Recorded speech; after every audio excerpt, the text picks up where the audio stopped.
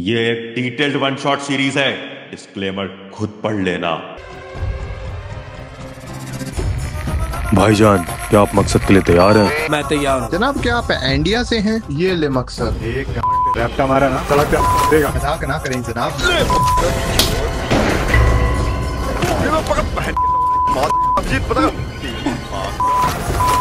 ये है मकसद 100 मार्क्स का। मकसद सीरीज में आप सभी लोग का दिल से बहुत बहुत स्वागत है। आज हम लोग कंप्लीट करने वाले हैं यूनिट नंबर 3 फिजिकल एजुकेशन के, जिसका नाम है yoga as a preventive measure. इस चैप्टर में हम लोग डिटेल में पूरी चीजों को समझेंगे सो दैट आप सभी स्टूडेंट्स एग्जामिनेशन तक के इस चैप्टर को आराम से याद रख सको।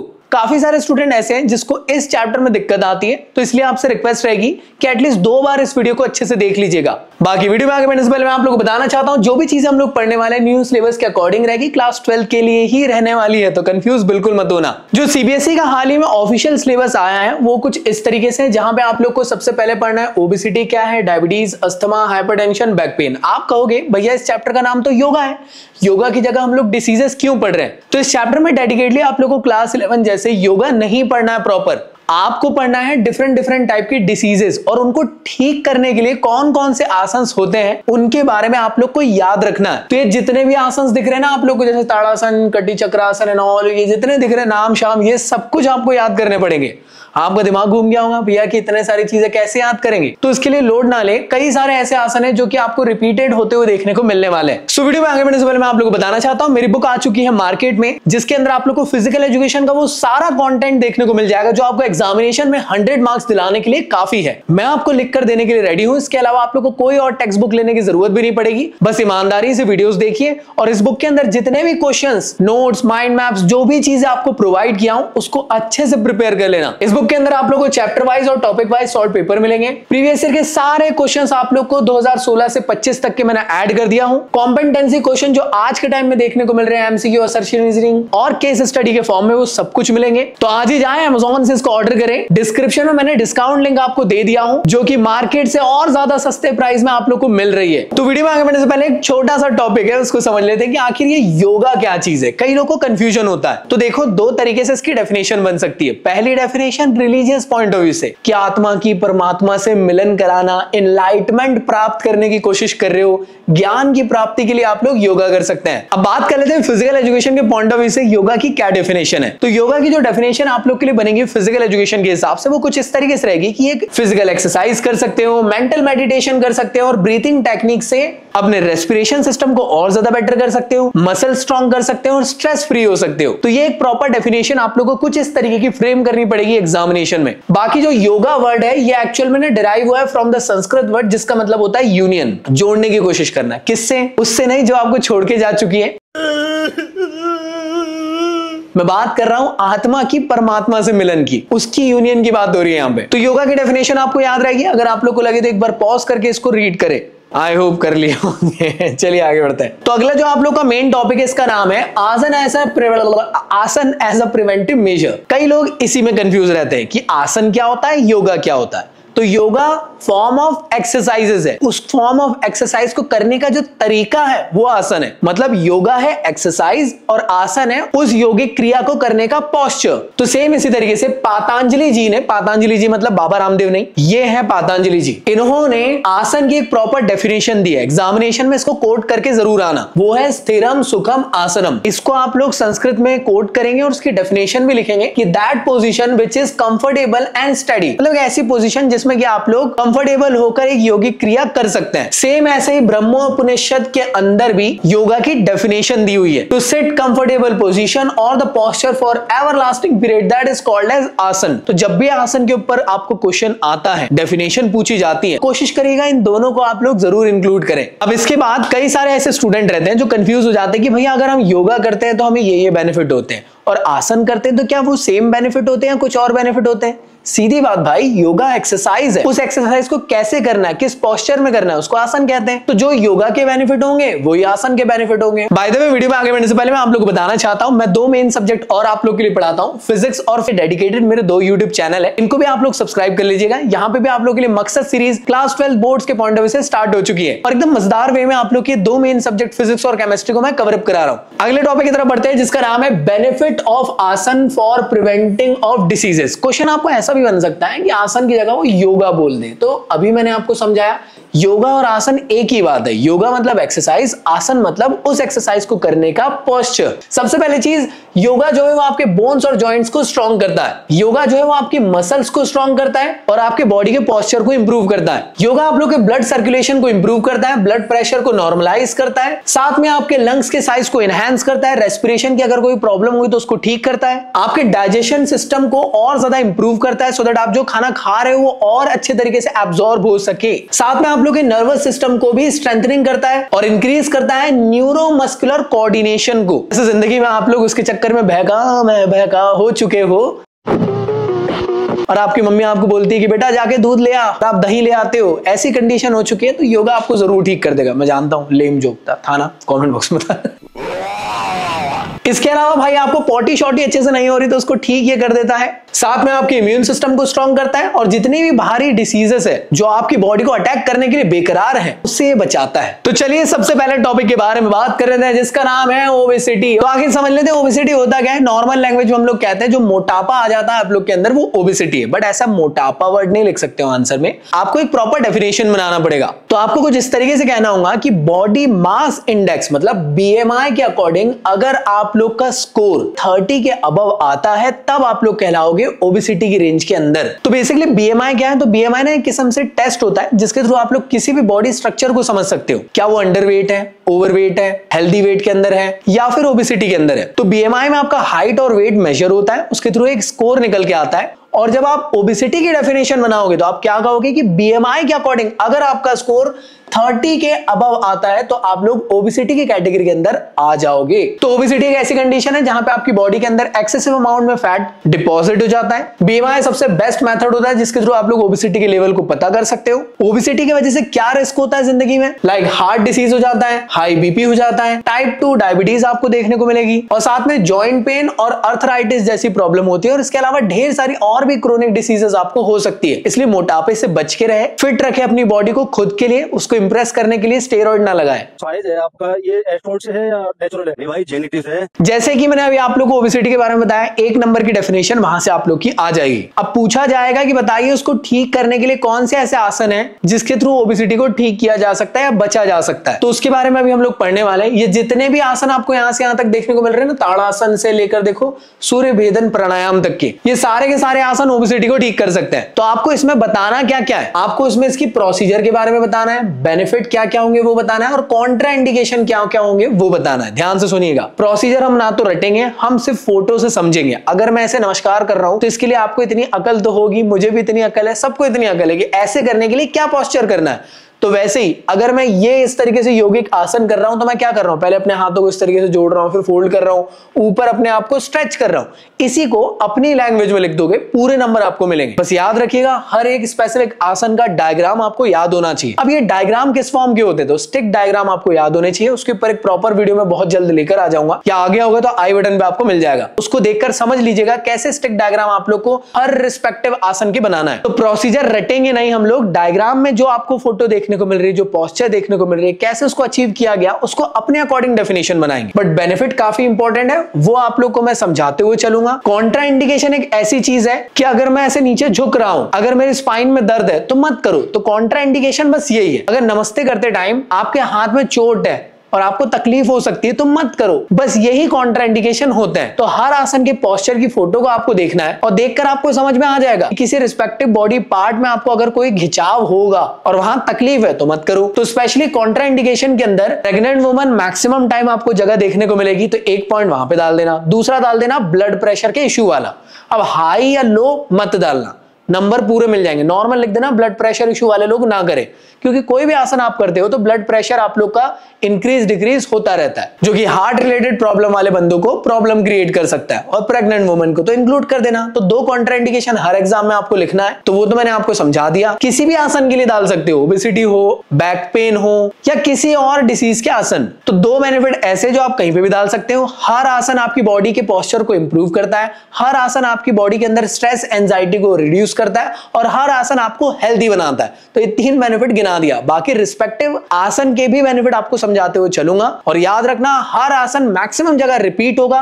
तो जैसे अभी ओबेसिटी पढ़ रहे तो अभी तक के कोई आसन पढ़े नहीं, इसलिए सारे आसन पढ़ेंगे। कई कॉमन आसन ऐसे मिलेंगे जो अगले में भी मिलेंगे, तो उसको स्किप करते हुए फिर आगे बढ़ेंगे, क्योंकि वापस से रिपीट बार बार क्या पढ़ना। जैसे ताड़ासन यहाँ पे भी है, तो अस्थमा में भी आपको ताड़ासन है, तो रिपीट पढ़ने का कोई मतलब नहीं है, लेकिन वो ओबेसिटी को भी ठीक कर रहा है और अस्थमा को भी ठीक कर रहा है। आई होप क्लियर है। तो सबसे पहले हम लोग शुरुआत कर रहे हैं ओबेसिटी के अंदर जो आसन है उसमें सबसे पहले पढ़ना है ताड़ासन क्या है। तो ताड़ासन बेसिकली इसको हम लोग माउंटेन पोज के नाम से जानते हैं। ये मॉडर्न योगिक आसन के अंदर आता है, साथ में इसको हाथा योगा के अंदर भी कंसिडर किया जाता है। ये एक बेसिक फॉर्म का स्टैंडिंग आसन है। किस तरीके से करते हैं, तो कुछ इस तरीके से आप लोग इसको करते हो, जहां पे आप लोग को नॉर्मल खड़े रहना है और अपने दोनों हाथों को ट्विस्ट करते हुए सीधे ऊपर ले जाना और पूरी बॉडी को स्ट्रेच करना, मतलब कुछ इस तरीके से आप लोगों को करते हुए चलना है। जब आप आसन करोगे तो आप सांस अंदर लोगे और जैसे आप छोड़ दोगे रिलैक्स हो जाओगे, खत्म कहानी। तो क्या इसकी प्रोसीजर आप लिख सकते हो, आराम से लिख सकते हो, अपने अकॉर्डिंग थोड़ा दिमाग लगा के इसकी प्रोसीजर खुद से लिख कर बताएं अपनी लैंग्वेज में, नंबर पूरे मिलेंगे। अब इससे क्या बेनिफिट होते हैं, तो इससे आपके बॉडी का पोस्चर सही होता है, साथ ही साथ आप लोग के बॉडी के अंदर रेस्पिरेशन प्रॉब्लम है तो उसको भी ठीक करेगा,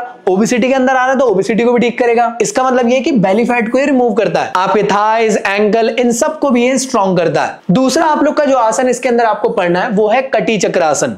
कटी चक्रासन कटी चक्रासन मतलब क्या होता है, इसका मतलब होता है रोटेटिंग ऑफ वेस्ट पोज। कटी मतलब होता है कमर, चक्र मतलब होता है व्हील, सर्कुलर रोटेशन, आसन मतलब होता है पोस्चर। तो आप लोग उसको ना इस तरीके से ब्रेक डाउन करके भी लिख सकते हो उसके बारे में। तो ये आसन ना काफी ज्यादा बेनिफिशियल होता है आपकी कमर के लिए, उसको फ्लेक्सिबल बनाने का काम करता है। तो सीधी बात है, आप लोग को ओबेसिटी को भी ठीक कर रहा है, साथ ही साथ आपके बैक पेन वाला जो टॉपिक आएगा उसके अंदर भी मिलेगा, तो मतलब उसको भी ठीक कर रहा है। कुछ इस तरीके से इसको किया जाता है, स्टैंडिंग पोजीशन में रहना है, इस तरीके से आपको ऐसे जाना है, फिर ऐसे जाना है। तो ये आप लोग की फ्लेक्सिबिलिटी इंप्रूव करता है स्पाइन और कमर में, कॉन्स्टिपेशन जैसी प्रॉब्लम को ठीक करता है, ओबेसिटी को रिड्यूस करता है, शोल्डर और नेक के लिए काफी ज्यादा हेल्पफुल है, और बैक पेन अगर आप लोग को हो रहा है तो उसको भी ठीक करने का काम करता है। अगला आसन जो आप लोग ओबेसिटी के अंदर पढ़ना है वो है पवन मुक्तासन। तो पवन मुक्तासन मतलब पवन की मुक्ति। देख रहे हो आप लोग, कुछ इस तरीके से आप लोग उसको करना है, जैसे यहां से आप लोग कुछ इस तरीके से करोगे तो पवन की भैया यार क्या गंदी गंदी हरकतें करते रहते हो, सॉरी यार अभी मिटा देता हूं।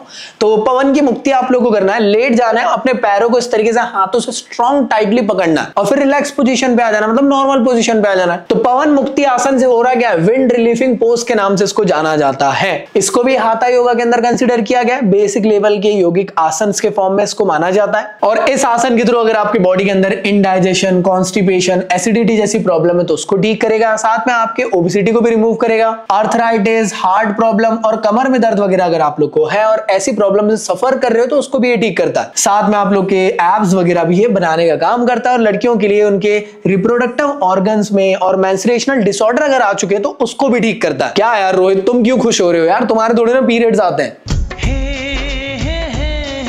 अगली बात करते हैं हालासन की। तो हालासन को कहा जाता है प्लो पोज। कुछ इस तरीके से आप लोग उसको करना है, मतलब पहले लेट जाना है और पूरी बॉडी को ना पीछे इस तरीके से लेकर आ जाना है। इससे होगा क्या, बहुत कुछ होगा बहुत कुछ जहां होना चाहिए। मतलब कमर का अगर कोई दर्द वगैरह है तो उसको ठीक करेगा, ओबेसिटी को भी ठीक कर रहा है क्योंकि बेली फैट यहां से आप लोग का रिमूव होगा। साथ में आप लोग की मेमोरी पावर को भी इंप्रूव करता है, मतलब एग्जामिनेशन के टाइम में आप लोग की पढ़ाई नहीं हो पाई, एक दिन पहले पढ़ रहे हो तो कुछ इस तरीके का पोस्चर करे और यहाँ पे अपनी बुक रख ले और पढ़ाई करे भाई, क्योंकि भाई समझ रहे हो ना, दोनों चीज एक साथ। आप क्रोनोलॉजी समझ लीजिए। और याद रखिएगा हालासन को कहा जाता है फुल बॉडी स्ट्रेचिंग पोजीशन वाला आसन। अगला है आप लोग का पश्चिमोत्तासन। पश्चिमोत्तासन मतलब वेस्ट मतलब वेस्ट, ईस्ट वेस्ट वाला वेस्ट स्ट्रेचिंग पोज। कुछ इस तरीके से आप लोग को इसको करना है। नॉर्मली आप लोग को बैठ जाना और कोशिश ये करना है कि अपनी टांगों को आप सीधा ही रखें और अपनी बॉडी को जितना ज्यादा हो सके आगे खींचने की कोशिश करना है और हाथों को पैर से पकड़ लेना। अगर पीरियड्स में कोई दिक्कत आ रहा है रोहित भाई तो ये उसको ठीक कर देगा और और साथ में आपकी फर्टिलिटी इंप्रूव करेगा। साथ में अगर कोई सर दर्द, एंजाइटी, ऐसे टाइप की प्रॉब्लम है तो उसको भी ठीक करेगा। और साथ में ओबेसिटी के अंदर आ रहा है तो एब्डोमिनल फैट को भी रिमूव करेगा और आपकी बॉडी के अंदर मेटाबॉलिक रेट को इंप्रूव करेगा। अगला जो आप लोग का आसन है जो ओबेसिटी के अंदर आपको देखना है वो है अर्धमत्स्येंद्रासन। नाम बहुत खतरनाक है। अर्ध मतलब होता है हाफ, मत्स्येंद्रासन मतलब होता है लॉर्ड ऑफ द फिश। समझ में आया? मतलब मत्स्येंद्रासन को कहा जाता है फिश पोज और अर्ध है मतलब हाफ फिश पोज एक किस्म से। अब ये फिश पोज को कैसे करते हैं तो कुछ इस तरीके से इस फिश पोज को आपको करना है। वाह क्या फिश है, आए हाय फिश फिश है भाई, वाह वाह वाह वाह वाह, सुभान अल्लाह, क्या कारीगरी है। इस फनकार ने तो खुदा की कुदरत को ही बदल कर रख दिया। तो इसके लिए आप लोग को करना क्या है, नॉर्मली आप लोग को पहले बैठना है और अपने एक पैर को इस तरीके से उखड़ू तरीके से रखना है, ठीक है ना, और फिर एक पैर को ऐसे क्रॉस रखना है और अपनी बॉडी को ट्विस्ट करना है। ये वाला हाथ पीछे की तरफ होना चाहिए और ये वाला हाथ आपका जो ये वाला पैर है इसको खींचते हुए इस तरफ खींचेगा। वाह क्या बता रहे हो, कुछ इस तरीके से जैसे ये वीडियो में आपको देखने को मिल रहा है। अब इसके थ्रू होता क्या है, इसके थ्रू आपकी बॉडी के अंदर अगर किडनी, लीवर वगैरह में कोई प्रॉब्लम है तो उसको ठीक करेगा। सीधी बात है ओबेसिटी के अंदर आ रहा तो उसको ठीक करेगा। साथ में रेस्पिरेशन के लिए भी काफी ज्यादा हेल्पफुल होता है, मतलब अस्थमा को भी ठीक कर देगा। डाइजेस्टिव एंजाइम अगर आपकी बॉडी के अंदर कमी पड़ रही है और आपको यार मतलब पैखाना जो है बहुत खतरनाक हो रहा है तो ये करिए, उससे ये ठीक हो जाएगा। साथ में अगर पीरियड्स वगैरह में कोई दिक्कत है रोहित भाई तो ये उसको भी ठीक करता है। अब आप कहोगे भैया एक सेकंड क्वेश्चन ने कहा मतलब टॉपिक जो है वो ये कह रहा है कि प्रोसीजर बताना है, तो भाई इसकी प्रोसीजर आप अपने अकॉर्डिंग लिख सकते हो ना। मतलब देखो रटो मत, रटोगे तो पी और बोरिंग हो जाएगा। तो कोशिश करो कि नॉर्मली आप लोग ऐसा बता देना कि पहले आप लोग फ्लोर में बैठ जाइए, अपने पैरों को सीधा रखिए और अपनी बॉडी को पूरा आगे स्ट्रेच करते हुए अपने पैरों को इस तरीके से पकड़ लीजिए, थोड़ी देर तक होल्ड करके रखिए, फिर रिलैक्स हो जाइए। तो इसी को अपनी लैंग्वेज में लिखना है, लेकिन ये डायग्राम बनाना आना चाहिए। अब जैसे ये डायग्राम है तो इसका स्टिक डायग्राम कुछ ऐसा बन जाएगा, कुछ इस तरीके से आप चेहरा दिखा दीजिए, हो गया बस ये है उसका स्टिक डायग्राम। अब ये सारे स्टिक डायग्राम कैसे बनेंगे, इसके उसके आने वाले सबके, इसके लिए स्पेसिफिक वीडियो स्टिक डायग्राम का देख लेना। अब भैया एक सेकंड कॉन्ट्राइंडिकेशन भी तो था। तो कॉन्ट्राइंडिकेशन का मतलब क्या होता था कि अगर इस आसन को करते टाइम कोई दिक्कत आ रही है तो मत करो। तो सोचो कौन कौन को दिक्कत आ सकती है। अरे भाई जिसका स्लिप डिस्क का इश्यू है उसको दिक्कत आ सकती है। हो सकता है आपके पैर में भाई रॉड और डली हो तो दिक्कत आ सकती है। ऐसे करते टाइम ब्लड प्रेशर बढ़ जाता है तो अगर आपको ब्लड प्रेशर वाला इश्यू तो ना करिए। प्रेग्नेंट वुमेन जो है उनको ये आसन नहीं करना चाहिए। तो समझ में आया ना, ये थोड़ा लॉजिक बेसिस है कॉन्ट्राइंडिकेशन। डायग्राम मालूम होगा तो डायग्राम से आप कुछ बहुत कुछ कर सकते हो। तो हर चीज को रटे ना, स्मार्ट वर्क करते हुए चले, अदरवाइज कई लोग इस चैप्टर में फंसे ही रह जाते हैं। सब चीज रट रहे हैं, प्रोसीजर भी रट रहे हैं। अगला जो आसन आपको पढ़ना है ओबेसिटी के अंदर, इसको कहा जाता है धनुरासन। इसको बो पोज के नाम से जाना जाता है।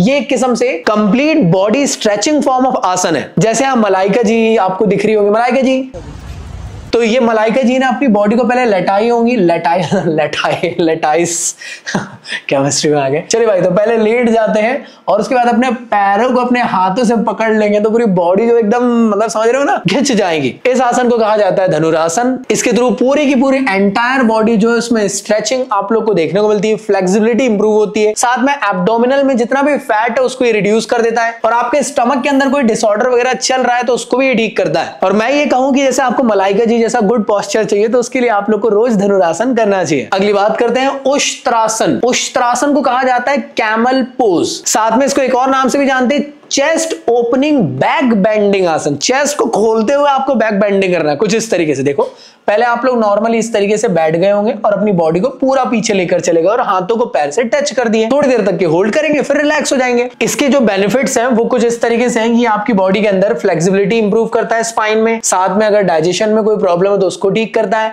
साथ में बेली फैट को रिमूव करता है और लोअर बैक को रिलैक्स करता है। अगला आसन जो आप लोग को पढ़ना है ओबेसिटी के अंदर वो है मत्स्य आसन। मत्स्य आसन अर्धमत्स्येंद्रासन।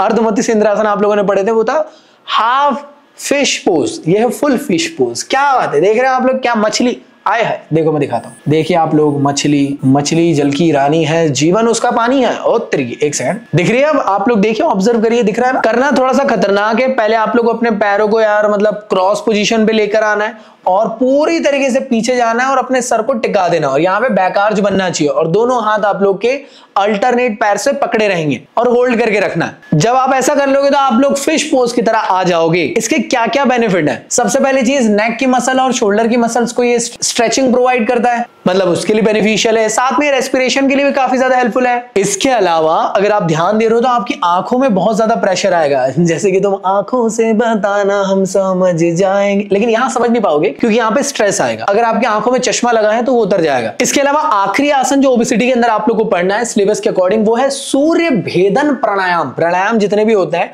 वो रिलैक्सेशन के लिए आपको कराए जाते हैं, तो उसमें डिफरेंट डिफरेंट टाइप के प्राणायाम होते हैं। तो पहला जो आप लोग इसके अंदर पढ़ने वाले एक नया टाइप का, वो है सूर्य भेदन प्राणायाम। तो ये रिलैक्सेशन फॉर्म ऑफ आसन है। इसमें आप लोग को रिलैक्सेशन पोजीशन पे यार मतलब पालती मार के बैठ जाना है और विष्णु मुद्रा बनाना है। ये जो दिख रहा है ना, ये इसको कहते हैं विष्णु मुद्रा, कुछ इस तरीके से, ठीक है। तो जब आप बैठोगे तो इस अंगूठे से अपनी नाक को बंद करना है और सांस लेना। फिर उसके बाद जब छोड़ोगे सांस तो ये जो दो उंगलियां ना, इसको पकड़ते हुए सांस, समझ गए। तो इसलिए इसको कहा जाता है वार्मिंग प्राणायाम या एनर्जाइजिंग प्राणायाम। विष्णु मुद्रा वाली पोजीशन मतलब एक हैंड जेस्चर को कुछ इस तरीके से बनाना है और इसके फॉर्म में आप लोग को करना है। और जैसे मैंने आप लोग को अल्टरनेटिव पोजीशन में अभी समझाया, उसी तरीके से आप लोग को उसको करना है। इसके थ्रू होगा क्या भाई, जितने भी प्राणायाम है सारे के सारे आप लोग को रिलैक्स करने के काम आते हैं। मतलब स्ट्रेस, एंजाइटी, डिप्रेशन से दूर करेंगे। ओबेसिटी के अंदर आ रहा तो ओबेसिटी को ठीक करेंगे। और आप लोग को यार ऑक्सीजन का सप्लाई अगर सही तरीके से आपकी बॉडी के अंदर नहीं हो रहा तो उसको आप लोग को सही करने की कोशिश करेंगे, तो रेस्पिरेशन के लिए भी ठीक है। तो आई होप तुम लोग को यहां तक ये सारी चीजें समझ में आ गई होंगी। इसके बाद मैं कुछ क्वेश्चंस आप लोग को दे रहा हूं जो आप लोग को अभी क्लास वर्क करना है, वीडियो को पॉज करना है और सबसे पहले इस क्वेश्चन का आंसर करना है। बताइए क्या होगा। इसके बाद आपको इसका आंसर मतलब इसका आंसर करना है। इसके अलावा ढेर सारे क्वेश्चंस आप लोग को एमसीक्यू के इसमें भी मिल जाएंगे और ये दो क्वेश्चन भी मेरी इस बुक से ही लिए गए। तो डिस्क्रिप्शन में लिंक दी हुई है, जल्दी से Amazon के थ्रू ऑर्डर करें और भैया की बुक को यार नंबर 1 बुक बनाए यार फिजिकल एजुकेशन की। क्या कर रहे हो यार। सेम इसी तरीके से जो अभी टॉपिक आप लोग को पढ़ाया उसके रिगार्डिंग कुछ इंपॉर्टेंट प्रीवियस और हॉट क्वेश्चंस आप लोग को प्रोवाइड किया हूं। ये सारे के सारे क्वेश्चंस आप लोग को मेरे इस बुक के अंदर के हैं और इसके अंदर प्रॉपर वे में किस तरीके से आंसर को फ्रेम करना है, कैसे आप लोग को एग्जामिनेशन में मैक्सिमम मार्क्स लेकर आना है, वो सारे ये जितने भी क्वेश्चन है इसके आंसर आप लोग को इसके अंदर दिए हुए हैं। तो इसको नोट डाउन करें और इसके साथ प्रैक्टिस करें। तो अभी हम लोगों ने पढ़ ली है ओबेसिटी, अब हम जानने वाले हैं डायबिटीज के बारे में। तो डायबिटीज होता क्या है, मोटा मोटी तौर पे यार जितने भी यार जो नॉन साइंस वाले होंगे उन्होंने सुने होंगे ब्लड शुगर लेवल बढ़ जाना या शुगर की बीमारी को डायबिटीज कहा जाता है। डायबिटीज एक किस्म की क्रोनिक डिसीज है जिसमें कि आपकी बॉडी खुद से प्रॉपरली ब्लड शुगर को रेगुलेट नहीं कर पाती है। ब्लड शुगर मतलब ग्लूकोज के लेवल को प्रॉपर तरीके से रेगुलेट नहीं कर पाती है, तब ये प्रॉब्लम आपको निकल जाती है। भैया समझ में नहीं आया, समझने की कोशिश करो। ये तब आपको होते हुए देखने को मिलेगा जब आपकी बॉडी खुद से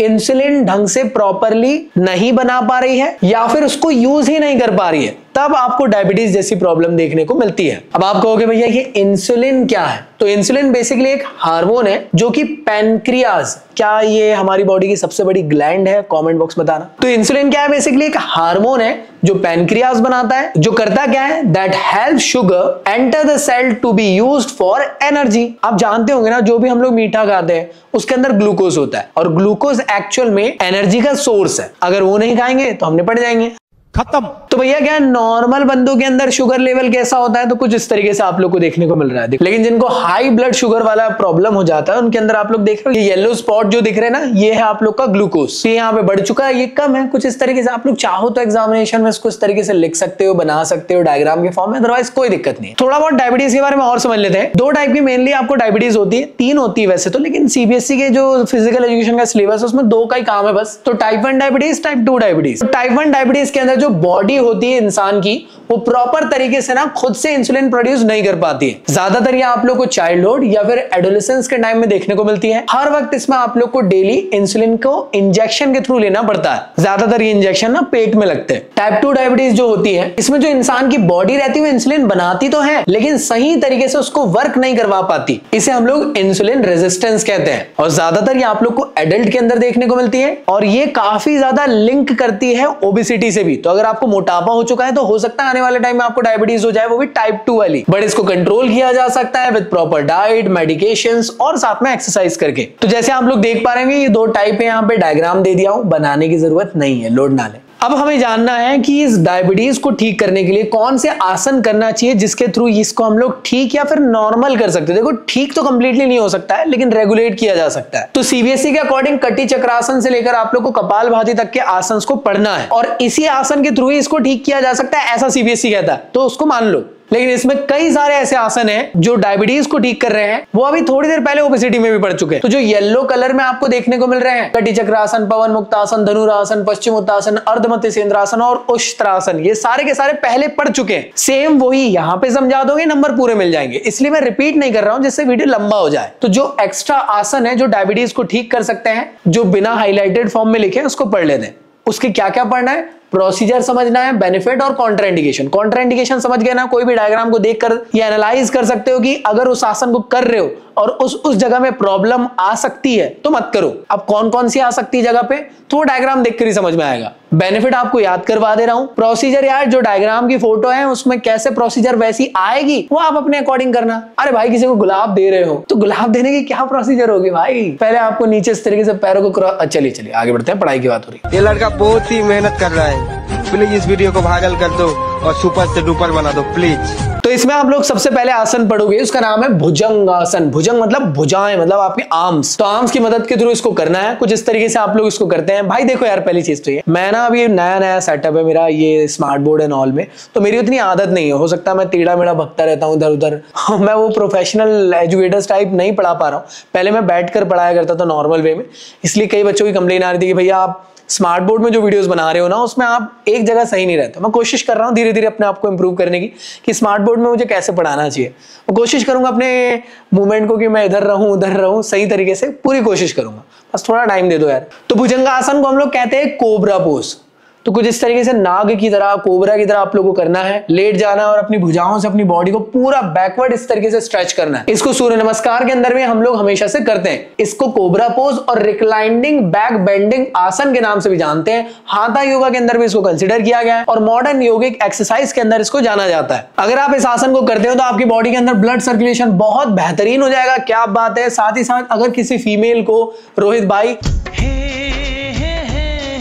मेंस्ट्रुएशनल डिसऑर्डर वगैरह हो रहे हैं या पीरियड्स इरेगुलर हो रहे हैं तो उसको ये ठीक कर देता है। साथ में आपकी चेस्ट, शोल्डर, आर्म और एब्डोमिनल की मसल्स को भी स्ट्रेच करता है और वहां पे भी बेनिफिट प्रोवाइड करता है। अगला आसन आप लोगों को जो पढ़ना है जो डायबिटीज को ठीक कर सकता है वो है शालवासन। शालवासन को हम लोग लोटस पोज के नाम से भी जानते हैं। कल्चरल आसन है ये किस्म से। इसमें हम लोग बैक बेंडिंग फॉर्म में अपनी स्पाइन को उठाते कुछ इस तरीके से, नॉर्मल लेट जाना है और अपने इस वाले हिस्से को पूरा ऊपर लेकर चल जाना है।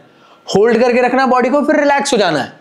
इसको हम लोग ग्रास हॉपर आसन के नाम से भी जानते हैं। ग्रास हॉपर को आपके शहर में क्या कहते हैं? हमारे यहाँ तो उसको हेलीकॉप्टर कहते हैं।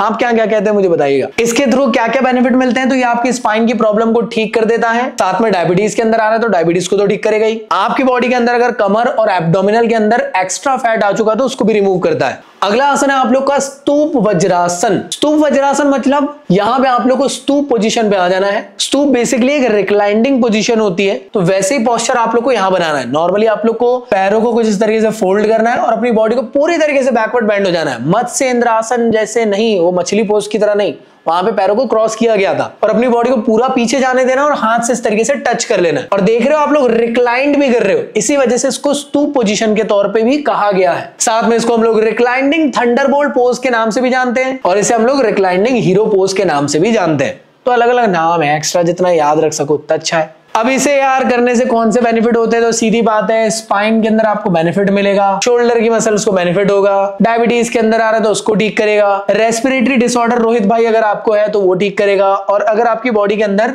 रेस्पिरेटरी ऑर्गन में अलाइनमेंट सही नहीं है तो उसको भी ठीक करेगा रोहित भाई। और एक और नाम से भी इसको जानते हैं, वो है स्लीपिंग थंडरबोल्ट पोज। बहुत सारे नाम है भाई, याद रखते हुए चले। बाकी कॉन्ट्रा इंडिकेशन मैं बता चुका हूं, 2 कॉन्ट्रा इंडिकेशन कहीं पे भी छाप सकते हो। पहला प्रेग्नेंट वुमेन को लिख देना कि प्रेग्नेंट वुमेन को नहीं करना चाहिए भाई, खतरनाक पोजीशन है। दूसरा जो ब्लड प्रेशर वाला इशू है, हाई या लो मत लिखना, नॉर्मल लिख देना कि ब्लड प्रेशर इशू वाला। ये 2 कॉन्ट्रा इंडिकेशन कहीं पे भी चल सकते हैं। बाकी सीधी बात है, थोड़ा लॉजिक लगाए तो किसी को स्पाइन में प्रॉब्लम है तो उसको नहीं करना चाहिए। किसी को हो सकता है चक्कर आने वाला इशू है तो उसको नहीं करना चाहिए, क्योंकि ऐसी पोजीशन में आओगे तो सर भारी हो जाएगा और चक्कर आ सकते हैं। अगला है मेंडुकासन। मेंडुकासन मतलब फ्रॉग पोज के इसका नाम से जाना जाता है। ये मॉडर्न योगिक पोस्चर के अंदर आता है, हाथा योगा के अंदर इसको कंसीडर किया गया है। कुछ इस तरीके का इसका पोस्चर होता है जिसमें आप लोग को पैरों को फोल्ड करना है और पेट को कुछ इस तरीके से दुबक कर बैठ जाना है। इसके थ्रू अगर आपकी बॉडी के अंदर थाइज और हिप्स में एक्स्ट्रा फैट आ चुका है तो उसको रिमूव कर देगा। बॉडी के अंदर थाइज और लेग्स की फ्लेक्सिबिलिटी को इंप्रूव करेगा, कार्डियोवैस्कुलर डिसीज से आपको बचाएगा और पेट रिलेटेड प्रॉब्लम अगर कुछ हो रही है तो उसको भी ठीक करता है। अगला आसन है, इसका नाम है गौमुख आसन। गौमुख आसन जो है इसको हम लोग कहते हैं काउ फेस पोज आसन। आसन आसन आसन आसन देख रहे हो, काऊ का पोज। क्या बात है, क्या बात है। कुछ इस तरीके से, मतलब देखो पैरों को क्रॉस करना है और अपने हाथों को पीछे इस तरीके से टच करा देना है, मतलब हाथ पीछे से ऐसे लिंक होने चाहिए। एक बार ऐसे, फिर उसके बाद फिर अल्टरनेट पोजीशन पे। इसके थ्रू हो क्या रहा है भाई, तो इसके थ्रू आप लोग की जो ankle, hip, thighs, shoulder, tricep, chest, ये देखो सारी चीजें इन्वॉल्व है, वहां की स्ट्रेचिंग हो जाएगी। साथ में रेस्पिरेशन के लिए भी बहुत ज्यादा हेल्पफुल है, मतलब अस्थमा जैसा प्रॉब्लम है तो उसको भी ठीक करता है। अगला है योग मुद्रा। योग मुद्रा ना फ्रॉग पोज की तरह काफी ज्यादा, पॉज क्यों बोल रहा हूं यार मैं, पोज, फ्रॉग पोज की तरह देखने को मिल रहा है। देखो ये और ये दिख रहा है आप लोग को, लगभग एक जैसे, लेकिन यहां पे क्या किया जा रहा है, यहाँ पेट को पकड़ा गया है, पैरों को फोल्ड किया गया है और सर आपका ऊपर है। यहां पे देख रहे होंगे तो पैर आपके क्रॉस फॉर्म में है, हाथों को ऐसा अल्टरनेट आकर अपने पैरों से पकड़ा जा रहा है और अपने सर को जमीन से टकरा दिया गया, नाक और चिन से। थोड़ा सा टफ पोस्चर है बट किया जा सकता है। इसको कहा जाता है फॉरवर्ड डीप बेंडिंग आसन। ये उनके लिए ज्यादा हेल्पफुल रहता है जिनको अपनी एजिंग स्लोअर डाउन करना है, इसलिए इसे कहा जाता है बेस्ट एंटी एजिंग पोज, जो आप लोग को और ज्यादा यंग दिखाता है। तो लड़कियां लोग प्लीज इसको जरूर किया करें, क्योंकि लड़के तो यंग होते ही है। क्या बात है, क्या बात है। कितने लोग इसमें एग्री करेंगे? है मुझसे कोई स्मार्ट? इसको करने के लिए सबसे पहले आपको पद्मासन वाली पोजीशन में आना, उसके बाद आप इसको परफॉर्म कर पाएंगे। इसके थ्रू होता क्या है भाई, आपकी नेक जो है वो स्ट्रेच होगी, आपका जो स्पाइनल कॉलम है उसके अंदर सर्कुलेशन बढ़ेगा, साथ में डायबिटीज के अंदर आ रहा है तो उसको भी ये बेनिफिट दे रहा है। अगला जो आसन आप लोग को पढ़ना है जिसके थ्रू आप लोग यहाँ पे डायबिटीज को ठीक कर सकते हो, वो है कपालभाति। तो कपालभाति भी एक किस्म का प्राणायाम ही है। जैसे इससे पहले एक प्राणायाम पढ़े थे सूर्यभेदन प्राणायाम, वैसे ये है आप लोग का एक कपालभाति नाम से प्राणायाम। इसमें करना क्या है, नॉर्मल आपको पोजीशन में बैठ देना, मतलब सांस लेना स्लोली स्लोली स्लोली स्लोली है नॉर्मल फॉर्म में, और सांस छोड़ना है क्विकली फॉर्म में। बस इस तरीके से आप इसको करते हो। इसको हम लोग कहते हैं स्कल शाइनिंग ब्रीथ। इसके थ्रू होगा क्या, सीधी बात है भाई, प्राणायाम में तो आपकी बॉडी को एनर्जाइज करेगा, मेंटल स्ट्रेस, बॉडी का स्ट्रेस, दुनिया का स्ट्रेस सब हटाएगा, आपकी लंग्स की कैपेसिटी को इंप्रूव करेगा, रेस्पिरेशन के लिए इंप्रूवमेंट देगा, डायबिटीज के अंदर है तो डायबिटीज को भी ठीक करेगा। तो दोस्तों अभी जो हम लोगों ने डायबिटीज वाला टॉपिक पढ़े, इसके रिगार्डिंग कुछ इस तरीके के प्रीवियस ईयर के क्वेश्चंस आप लोग को देखने को मिलते हैं, और ये सभी के सभी क्वेश्चंस मैंने मेरी बुक के अंदर से निकाल के लाया हूं आप लोग के लिए। प्रॉपर आंसर आप लोग को मेरे इस बुक के अंदर मिल जाएंगे, तो जल्द से जल्द इसको Amazon के थ्रू ऑर्डर करें और अपनी पढ़ाई को धांसू बनाएं। अगला आप लोग का जो टॉपिक है इसका नाम है अस्थमा। अब ये अस्थमा क्या होता है, अज़मा मतलब अंग्रेज लोग जो है ना, हमारे जो एलीट साउथ बॉम्बे वाले जो लोग हैं वो लोग बोलते हैं, हमारे जैसे गरीब लोग उसको अस्थमा ही बोल देते हैं।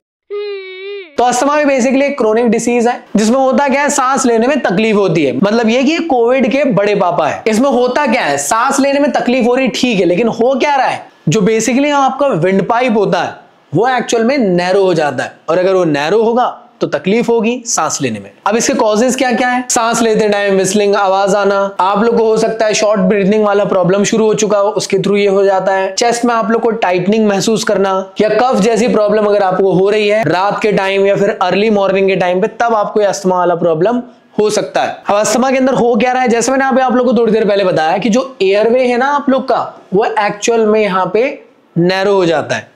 जैसे देखो ये एक नॉर्मल इंसान का एयरवे है जहां से आप लोग सांस लेते हो, देखो यहाँ पे सांस लेने की काफी हद तक के जगह है, लेकिन जिसको अस्थमा वाला प्रॉब्लम रहता है, देखो ये जो है ना, यही नैरो होने लग जाता है कुछ इस तरीके से। देखो हवा लेने की जो जगह है वो सिर्फ इतनी सी रह गई है, तो इसकी वजह से होता क्या है भाई, सांस लेने में तकलीफ होने लग जाती है, क्योंकि जितनी सफिशिएंट जगह होनी चाहिए थी जहां से हवा अंदर जानी चाहिए थी, वो नैरो हो चुकी है म्यूकस जमा होने की वजह से। अब अस्थमा को ठीक करने के ढेर सारे आसन सीबीएसई ने हमें बताया है जो आपको पढ़ना है, ताड़ासन से लेकर अलोम विलोम तक के।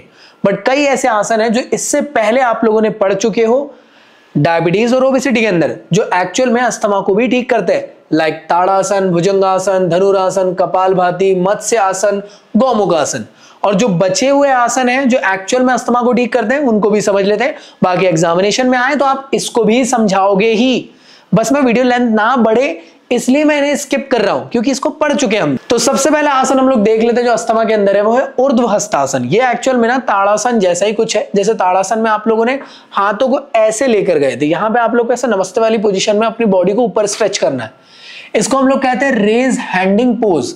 एक्चुअल में आपकी बॉडी के अंदर डाइजेशन सिस्टम को इंप्रूव करता है, लंग्स के अंदर सांस लेने की कैपेसिटी को और ज्यादा इनहैंस करता है, ब्लड सर्कुलेशन बॉडी के अंदर बढ़ाता है, साथ ही साथ बॉडी के पोस्चर को बेटर करता है। अगला है उत्तन मेंडूकासन। मेंडूकासन में मेंढक जैसे बनना था, यहाँ मेंढक जैसे नहीं बनना है, कुछ इस तरीके का पोजीशन आप लोग का रहेगा। पैर आपके फोल्ड रहेंगे और हाथ पीछे इस तरीके से टच रहेंगे। तो इसे क्या कहा जाता है? इसे कहते हैं स्ट्रेच अप फ्रॉग पोज आसन। इसके थ्रू आपको जो अपर बैक और लोअर बैक है उसमें काफी अच्छा स्ट्रेच देखने को मिलता है, जिसके थ्रू वहां की मसल्स की फ्लेक्सिबिलिटी इंप्रूव होती है। साथ में आपके एल्बो के लिए काफी ज्यादा हेल्पफुल रहता है, क्योंकि वहां की जॉइंट को ये हेल्दी करता है। और सीधी बात है भाई, ये आप लोग का अस्थमा के अंदर आता है तो उसको भी ठीक करता है। दोस्तों अगला आसन जो आपको पढ़ना है वो है वक्रासन, जो अस्थमा को ठीक करता है। वक्रासन बेसिकली दो वर्ड से मिलकर बना है। वक्र मतलब होता है ट्विस्टेड और आसन मतलब होता है पोस्चर। एक्चुअल में ना इसको अर्धमध्य सेंद्रासन से ही एक इंस्पायर्ड फॉर्म में बनाया गया। अर्धमध्य सेंद्रासन में ये वाला पैर इधर होता है और ये जो पैर इधर फोल्ड था उसको सीधा कर दो तो वक्रासन बन जाएगा। अगर कंफ्यूजन है तो ये है वक्रासन और ये है अर्धमध्य सेंद्रासन। एक बार ध्यान से देखो। साथ में हम लोग इसको ट्विस्टेड पोज आसन के नाम से भी जानते हैं। ये जितने भी नाम मैं बोल रहा हूं,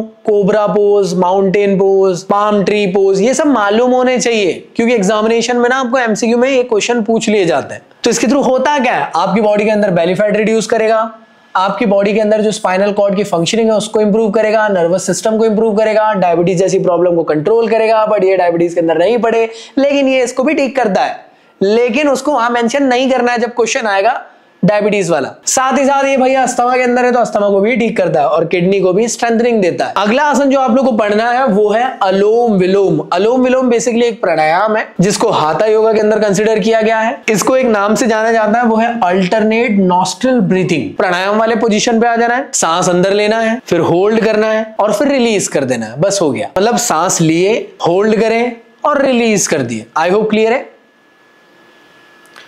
कपालभाति में क्या था? सांस धीरे धीरे लेना है और तेजी से छोड़ना है। करता क्या है भाई? तो जितने भी प्राणायाम है आपकी बॉडी के काम डाउन और साथ में आप लोग को एनर्जाइज करते हैं, स्ट्रेस एंजाइटी इनसे दूर करते हैं और ब्रेन को शांत करते हैं। और सीधी बात है, ये किसके अंदर आया है? अस्थमा के अंदर, तो उसको भी ठीक करेगा। कुछ इस तरीके से किया जाता है, एक बार ध्यान से देख लीजिएगा। आप लोग इनहेल करोगे फ्रॉम लेफ्ट, फिर होल्ड करोगे, फिर एक्सहेल करोगे फ्रॉम राइट। तो जो मैंने भी आप लोग को पढ़ाया हूं दोस्तों, उसके रिगार्डिंग कुछ 2 एमसीक्यू आप लोग के लिए लेकर आया मेरी बुक के अंदर से। जल्दी से इसको आप लोग आंसर करें। आई होप आप लोगों ने आंसर कर लिए होंगे। इसके अलावा जो अभी हम लोगों ने टॉपिक पढ़े उसके रिगार्डिंग कुछ प्रीवियस ईयर के क्वेश्चन है जो एग्जामिनेशन में आप लोगों को कुछ इस तरीके के पूछे गए, उसको आप लोग एक बार प्रैक्टिस जरूर करें मेरी इस बुक से। तो इस बुक के अंदर सारे क्वेश्चंस आप लोग को मिल जाएंगे जो एग्जामिनेशन के लिए इंपॉर्टेंट है और बहुत ज्यादा इंपॉर्टेंट क्वेश्चन है जो मैंने एक्चुअल में सिलेक्टिव वाले आप लोग के लिए एड ऑन कराया हूं मेरी इस बुक के अंदर। अगली हमारे डिसीज के बारे में बात कर लेते हैं। इसका नाम है हाइपरटेंशन। हाइपरटेंशन मतलब टेंशन के बड़े पापा। तो हाइपरटेंशन को हम लोग हाई ब्लड प्रेशर के नाम से जानते हैं। मतलब हाई बीपी वाला जो प्रॉब्लम होता है ना, उसको हाइपरटेंशन ही कहते हैं। तो हाई ब्लड प्रेशर में होता क्या है? अरे भैया, जहां से खून जा रहा है वहां पे ब्लड का प्रेशर ज्यादा बढ़ने लग जाता है। तो जहां से जा रहा है वहां पे ब्लड का प्रेशर कॉन्स्टेंटली फोर्स लगाता रहता है, जिससे कि हो सकता है अगर हाई ब्लड प्रेशर वाले बंदे को आप इतना गुस्सा दिला दो कि उसका ब्लड प्रेशर इतना बढ़ेगा जिससे कि भाई उसकी नसें फट जाएगी। ऐसा वाला प्रॉब्लम भी होता है। कई बार जो ब्रेन हेमरेज वगैरह हो जाता है वो हाइपरटेंशन वाले लोगों को ही होता है। अब ये एग्जामिनेशन में काफी इंपॉर्टेंट है। नॉर्मल ब्लड प्रेशर का जो रेंज है वो आपको मालूम होना चाहिए, रटा हुआ होना चाहिए, और जो हाइपरटेंशन वाला होता है वो आप लोग को रटा होना चाहिए। एग्जामिनेशन में पूछा जाता है, पॉज करके इसको लिख लो। अब ये हाई ब्लड प्रेशर का इशू क्या सच में इतना ज्यादा खतरनाक है जो आपकी जिंदगी को तबाह कर सकता है? बिल्कुल कर सकता है। ये एक्चुअल में हार्ट डिसीज आपको दे सकता है, आपका हार्ट कभी भी स्ट्रोक कर सकता है भाई, मतलब आपको हार्ट अटैक आ सकता है, आपके किडनी को ये डैमेज करता है और आपकी आई प्रॉब्लम वगैरह के लिए भी ये बहुत ज्यादा प्रॉब्लमेटिक हो सकता है। अब हाइपरटेंशन को ठीक करने के लिए सीबीएसई ने कुछ इतने आसन बताया है, ताड़ासन से लेकर सिताली प्राणायाम तक के।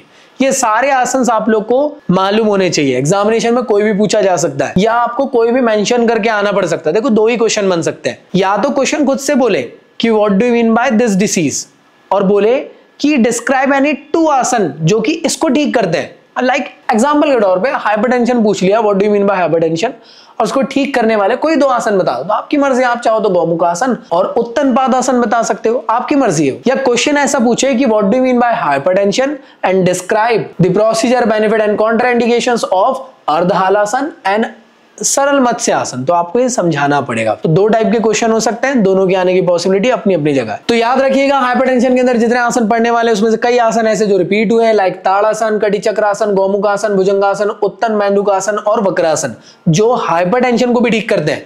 तो बच्चे जो नए टाइप के आसन है उसको देख लेते हैं, सो दैट वीडियो लंबा ना हो। बाकी ठीक वो येलो वाले भी कर रहे हैं, उसको भी लिख कर आओगे तो नंबर मिलेंगे। तो सबसे पहले हम लोग को देखना है उत्तन पादासन। हम ये जो उत्तन पादासन है बेसिकली इसको हम लोग बाइफिरिकेट करते हैं इसके नाम को। उत्तन मतलब होता है इंटेंस स्ट्रेच या lying on the back with face up, जैसे ये दिख रहा है ना, lying on the back with face up. पाद मतलब वो नहीं होता जो आपके दिमाग में गंद बचा हुआ है। पाद मतलब होता है फुट या लेग और आसन मतलब होता है पोज। तो ऐसे करके ये क्या बनेगा, इंटेंस स्ट्रेच फुट आसन। तो आप गलती से भी किसी को पाद मतलब यार ऐसा गलत मत बोलना। आप चाहो तो यार मतलब जैसे आप लोग तंगड़ी कबाब खाने गए हो तो आप पाद कबाब भी बोल देना। पाद मतलब तंगड़ी छूना है किस्म की। इसको करने का तरीका बहुत खतरनाक है। पहले आपको लेट जाना है और इस तरीके से अपने पैर को और इस तरीके से अपने हाथ को उठाना है और साथ में रिक्लाइन भी होना है और अपनी उंडी को पीछे करना है। बड़ा खतरनाक है लेकिन करा जा सकता है। इसके थ्रू आपका स्ट्रेच होगा, चेस्ट कॉन्ट्रैक्ट होगा, एब्डोमिनल, और साथ में स्ट्रेच होंगे आपके आर्म्स और लेग्स। साथ में सीधी बात है हाइपरटेंशन के अंदर आ रहा है तो उसको भी ठीक करेगा और स्पाइन की फ्लेक्सिबिलिटी के लिए भी इंपॉर्टेंट है। और अगर आपको हिप जॉइंट, बैक पेन वगैरह हो रहा है तो उसको भी ठीक करेगा। अगला है आप लोग का अर्ध हालासन। हालासन थोड़ी देर पहले पढ़े थे जिसमें आप पूरी तरीके से ऐसे आ गए थे, लेकिन ये अर्ध है। अर्ध है मतलब हाफ है, तो इसलिए आप लोग से पैर ऊपर करोगे। जैसे हालासन को हम लोगों ने प्लॉग पोज कहे थे तो इसको हम लोग हाफ प्लॉग पोज के नाम से जानेंगे। यह आपकी बॉडी के अंदर जितना भी डाइजेशन वाला प्रॉब्लम है उसको ठीक करेगा। अगर आपको भूख नहीं लगती है ऐसा करिए, भूख लगने लग जाएगी। सिर्फ खाने की है ना राजा जी। साथ में थाइस की मसल्स और काफ्स की मसल्स को भी स्ट्रेचिंग प्रोवाइड करता है, मतलब कि वहां के लिए बेनिफिशियल है। साथ में एब्डोमिनल के फैट को रिमूव करता है और आपको वेट लॉस के तरफ आगे बढ़ाता है। वीडियो काफी देर से शूट हो रहा है, जरा नाश्ता हो जाए। अगर ये तो अगले आसन की बात कर लेते हैं। इसका नाम है सरल मत्स्य आसन। इसको भी हम लोग फिश पोज के नाम से जानते हैं और साथ में इसको रिक्लाइनिंग बैक बेंडिंग आसन के नाम से भी जाना जाता है। हाथा योगा के अंदर आएगा, मॉडर्न योगा के अंदर भी कंसिडर किया गया है। करने का तरीका बहुत सिंपल है। नॉर्मली लेट जाना है और अपने हाथों को पिछवाड़ा मतलब पीछे डाल देना है और अपनी बॉडी को मतलब चेहरे को रिक्लाइंड करना है, मतलब कुछ इस तरीके से। सर्वाइकल या फिर स्लिप डिस्क वाला अगर आपको प्रॉब्लम है तो इसको ठीक करेगा। स्पाइन रिलेटेड प्रॉब्लम है अगर आप लोगों को तो उसको भी ठीक करेगा। लेग्स की मसल्स और हिप्स की मसल्स को भी ये स्ट्रेच करने के लिए काफी ज्यादा बेनिफिशियल आसन है। और सीधी बात है भाई, ये आ रहा है हाइपरटेंशन के अंदर तो उसको भी ठीक करेगा। अगला है मकर आसन, मतलब मगरमच्छ आसन, मतलब क्रोकोडाइल पोज के नाम से इसको हम लोग जानते हैं। एग्जामिनेशन में पूछा जा सकता है, ऐसे नाम वाले याद होने चाहिए। नॉर्मली ऐसे लेट जाना है आप लोग को और अपनी बालकनी से किसी को बाहर ताकते रहती तुझको सांझी सवेर और चटाचट पड़ी मार।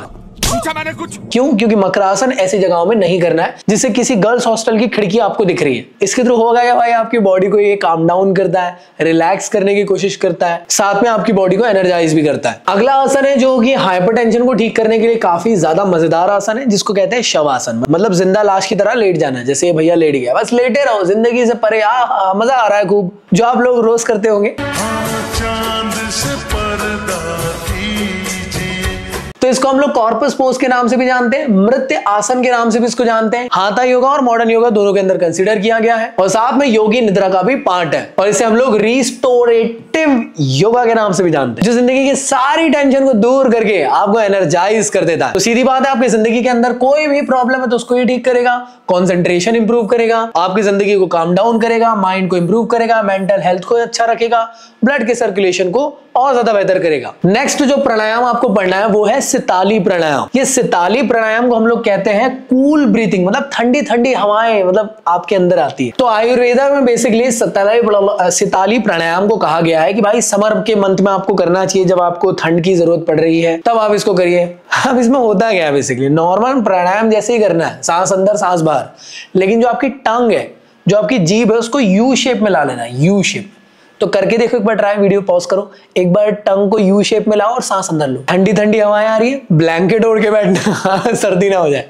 तो बस यू शेप की आपको टंग बनाना है, सांस अंदर लेना है, सांस बाहर लेना है। सेम ये भी वही सब करेगा जो जितने बाकी प्राणायाम करते हैं, आपको सूथनिंग देगा। अगर हाँ भाई, अगर आपको ऐसा लगता है कि भाई घर आने में भी देरी है, भूख बहुत ज्यादा लग गई है, रास्ते में कुछ नहीं मिल रहा है, तो इसको कर लीजिएगा। ये आपकी थोड़ी सी जो हंगर है उसको कम कर देता है। साथ ही साथ ये आपको रिलैक्स करेगा, माइंड को काम डाउन करेगा, स्ट्रेस एंजाइटी से दूर रखेगा और हाइपरटेंशन जैसी प्रॉब्लम को भी ठीक करेगा। लास्ट जो आपको आसन पढ़ना है उसका नाम है नाड़ी शोधन प्राणायाम। इसको हम लोग अल्टरनेट नॉस्ट्रल ब्रीथिंग के नाम से भी जानते हैं। नाड़ी मतलब होता है एनर्जी चैनल, शोधन मतलब होता है प्यूरिफिकेशन। अगर आप चाहो तो उसको भी मेंशन कर सकते हो। तो बेसिकली कुछ इस तरीके से आप लोग को उसको अल्टरनेटिवली बेसिकली करना है जैसे बाकी प्राणायाम कर रहे हो। करता क्या है, माइंड को काम डाउन करता है, रिड्यूस करता है स्ट्रेस, लंग्स की फंक्शनिंग को इंप्रूव करता है, ऑक्सीजन के फ्लो को बढ़ा देता है, साथ में आपकी जो नाड़ीज है उसको प्यूरिफाई करता है, अच्छी नींद के लिए काफी ज्यादा बेनिफिशियल है और ब्लड प्रेशर को लोअर डाउन करने के काफी ज्यादा काम आता है। तो जो भी मैंने अभी आप लोग को पढ़ाया उसके रिगार्डिंग कुछ ये 2 एमसीक्यू क्वेश्चंस है। इसके अलावा बाकी और भी एमसीक्यूज अगर आपको प्रैक्टिस करना है तो मैंने भर भर के मेरी इस बुक के अंदर क्वेश्चंस ऐड कर दिया हूं। Amazon की लिंक डिस्क्रिप्शन में दी हुई है, डिस्काउंटेड प्राइस पे मिल रहा है, तो जाइए भैया की इस बुक को जल्द से जल्द परचेज करें। इसके अलावा जो अभी पढ़े उसके रिगार्डिंग कुछ आपके प्रीवियस ईयर के क्वेश्चंस है जो एग्जामिनेशन में आप लोगों को जिस वैरायटी के आएंगे। बाकी इसके अलावा ढेर सारे और भी क्वेश्चंस बुक के अंदर है जो प्रैक्टिस के लिए। साथ में काफी इंपॉर्टेंट क्वेश्चन है, ये भी आप जरूर करिएगा। ये भी मेरी इस बुक के अंदर से एड ऑन किया हूं, इसका प्रॉपर आंसर आपको उसके अंदर मिल जाएगा। तो अगले टॉपिक के बारे में बात करते हैं, जो लास्ट टॉपिक है आप लोग का जिसका नाम है बैक पेन एंड अर्थराइटिस। सबसे पहले समझ लेते हैं बैक पेन क्या होता है। बैक पेन मतलब यार मूव का एड जो आपने देखे होंगे जिसमें मियां बीवी एक दूसरे के वो मतलब पकड़ने की एक दूसरे के पीछे भागते रहते हैं और फिर कमर में झटका लग जाता है और उसको दर्द हो जाता है, फिर वो आ ऊ चिल्लाती है और फिर वो उसका हस्बैंड उसको फिर वहां पे मतलब मूव लगाता है। वो जो दिक्कत है उसको बैक पेन कहते हैं। तो बेसिकली बैक पेन मतलब it is a discomfort in the upper middle और लोअर बैक। किसके वजह से? Due to various reason. Muscles में स्ट्रेन हो गया उसके वजह से, प्रॉपर पोस्चर नहीं आप ऐसे ऐसे चलते हो उसके वजह से। तो 2 टाइप के मेनली आप लोग को बैक पेन देखने को मिलते हैं। फर्स्ट होता है एक्यूट बैक पेन जो कि आप लोग को कुछ दिन से लेकर कुछ हफ्तों तक के देखने को मिलता है, और अगला होता है क्रोनिक बैक पेन जो कि 3 महीने से ज्यादा चलता है। चाहो तो ऐड कर सकते हो अच्छे आंसर राइटिंग के लिए, अदरवाइज कोई दिक्कत नहीं है। अगला है अर्थराइटिस। अर्थराइटिस और back pain, back pain muscles के लिए है और अर्थराइटिस जॉइंट के दर्द के लिए है। तो इसलिए कई बार ऐड में देखते होंगे दोनों एक ही चीज आप लोग को देखने को मिलती है। बैक पेन भी यही देखने को मिल रहा है, वो बैक पेन बैक मसल्स की वजह से हो रहा है, और जो बैक के जॉइंट में दर्द होता है ना एक्चुअल में वो होता है अर्थराइटिस की वजह से। तो अर्थराइटिस एक्चुअल में it is the inflammation of 1 or more joints leading to pain, swelling and stiffness। तो बेसिकली आप लोग को 3 टाइप के यहाँ पे आप लोग को अर्थराइटिस देखने को मिलता है। पहला है ऑस्टियोआर्थराइटिस। ये क्यों होता है? Due to wear and tear of joint. Commonly आप लोग को बूढ़े लोगों के अंदर देखने को मिलेंगे, बुजुर्ग लोगों के अंदर। अगला होता है रियूमेटॉइड अर्थराइटिस। प्रोनाउंसिएशन गलत होगा तो माफी चाहता हूं। एक ऐसे टाइप का प्रॉब्लम है जिसमें autoimmune disease that attack on the joints. और अगला होता है गोट जो भी बोलते हैं यार भाई, ये हो जाता है यूरिक एसिड बढ़ने की वजह से। तो क्या भैया ये टाइप्स पूछेगा? नहीं पूछेगा, मैंने बस बता दिया एक एक्स्ट्रा नॉलेज के लिए, आंसर राइटिंग को और इंप्रूव करने के लिए। चाहो तो ऐड कर देना, नहीं तो कोई बात नहीं। अब इसको ठीक करने के सीबीएसई ने कुछ इतने सारे आसन बताया, ताड़ासन से लेकर प्राणायाम, कौन सा, नाड़ी शोधन प्राणायाम तक के।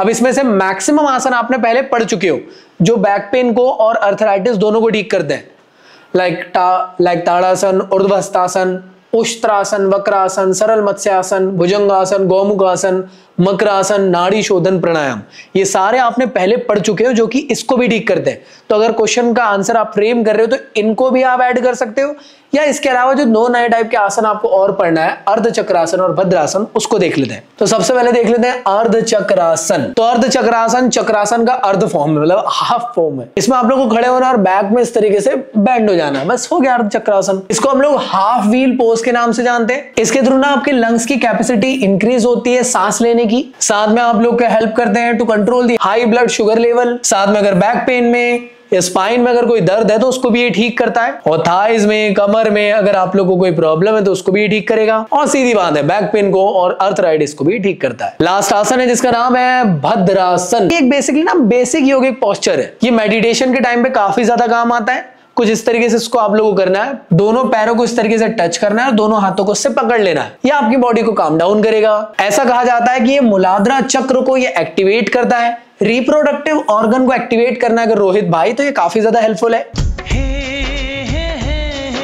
एंकल और नी को ये स्ट्रेचिंग प्रोवाइड करता है, उससे फ्लेक्सिबिलिटी वहां की इंप्रूव होगी। साथ में स्ट्रेंथनिंग देगा स्पाइन को, और इंप्रूव करेगा आपके डाइजेशन को, साथ ही साथ बैक पेन और अर्थराइटिस को भी ठीक करता है। तो दोस्तों जो अभी आप लोगों को पढ़ाया उसके रिगार्डिंग कुछ 2 इंपॉर्टेंट एमसीक्यू क्वेश्चन आप लोगों के लिए बताया हूं। बाकी इसके अलावा और ढेर सारे एमसीक्यू क्वेश्चन आप मेरी बुक से भी कर सकते हो। इसके अलावा साथ में जो अभी आपने टॉपिक पढ़े हो उसके रिगार्डिंग कुछ प्रीवियस ईयर और हॉट क्वेश्चंस आप लोग के लिए है, तो उसको भी प्रैक्टिस कर लेना। और याद रखिएगा जितने भी क्वेश्चंस आप लोग को दिया उन सब के आंसर्स आप लोग को मेरी इस बुक में मिल रहे हैं। तो प्रॉपर वे में कैसे आंसर को फ्रेम करना है, कैसे मैक्सिमम मार्क्स आप लोग स्कोर कर सकते हो, कितना आप लोग को लिखना चाहिए, वो सब कुछ मैंने इस बुक के अंदर ऐड ऑन कर दिया हूं। तो अभी जाए ऑर्डर करे, और जो वीडियो तो आप लोगों ने देख लियो, बस क्वेश्चन की प्रैक्टिस इससे लगा लीजिए। मैं गारंटी देता हूं 100 मार्क्स आप लोग के सिक्योर हो जाएंगे। इसके अलावा दोस्तों अगर आप लोगों को मेरे फिजिकल एजुकेशन के प्रीमियम नोट्स डाउनलोड करना है तो डिस्क्रिप्शन में मैंने मेरी वेबसाइट और एप्लीकेशन के लिंक दे दिया हूं, वहां से जाके आप लोग मेरे प्रीमियम नोट्स को डाउनलोड कर सकते हैं। तो कैसा लगा ये वीडियो मुझे कमेंट बॉक्स में जरूर बताना। इसके अलावा आप लोग ना मेरे साथ टेलीग्राम और मेरे व्हाट्सएप के ग्रुप में ज्वाइन कर सकते हो, दोनों के लिंक डिस्क्रिप्शन में, वहां सारी अपडेट्स आप लोग को मिलती रहती है। साथ में अगर आप चाहो मेरे साथ फिजिक्स और केमिस्ट्री पढ़ना तो मेरे दोनों यूट्यूब चैनल को भी फॉलो कर लेना, वहां पे भी मकसद सीरीज चल रही है और ऐसे ही तगड़े वे में मैं वहां पे भी आप लोग को पढ़ा रहा हूं। तो अभी जाए उस चैनल को सब्सक्राइब करें और सपोर्ट करें।